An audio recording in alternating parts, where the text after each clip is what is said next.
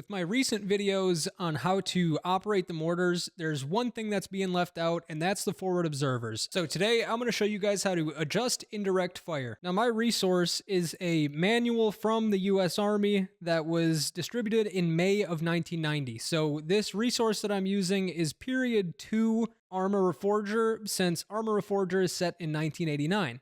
Alright, adjust indirect fire. Standards. Determine the target location to within 250 meters of its actual location. The initial call for fire must be made within 2 minutes after the target has been identified. Adjustments must be sent within 45 seconds after each round impacts. Observer must enter the fire for effect using no more than 5 rounds in adjustment. Fire for effect must be within 50 meters of the target. Performance measures. Number 1.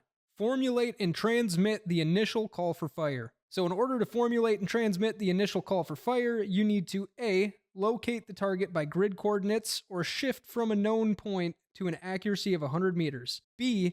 Determine the direction from your position to the target. C.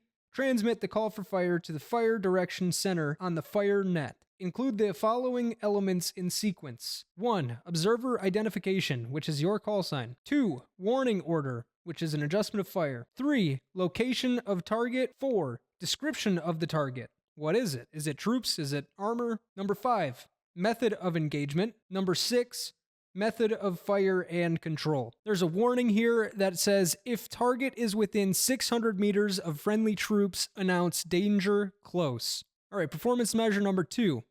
Adjust fire onto the target using the successive bracketing method of adjustment.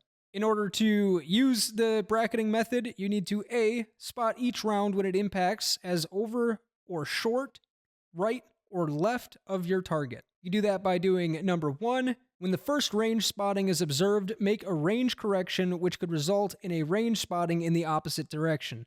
For example, if the first round is short, add enough to get an over on the next round. Number 2. Use the following guide to establish a bracket. Round impact from target, over 400 meters, you subtract 800 meters. Number 3, A, is measure the horizontal angle in mils using either fingers or the reticle pattern on the binoculars. Estimate the range to the target and divide by 1,000. This is the observer target, OT factor. If the OT distance is 1,000 meters or greater, the OT factor is expressed in the nearest whole number. If the OT distance is less than 1,000 meters, the OT factor is expressed to the nearest 1/10. For example, 800 meters equals 0.8.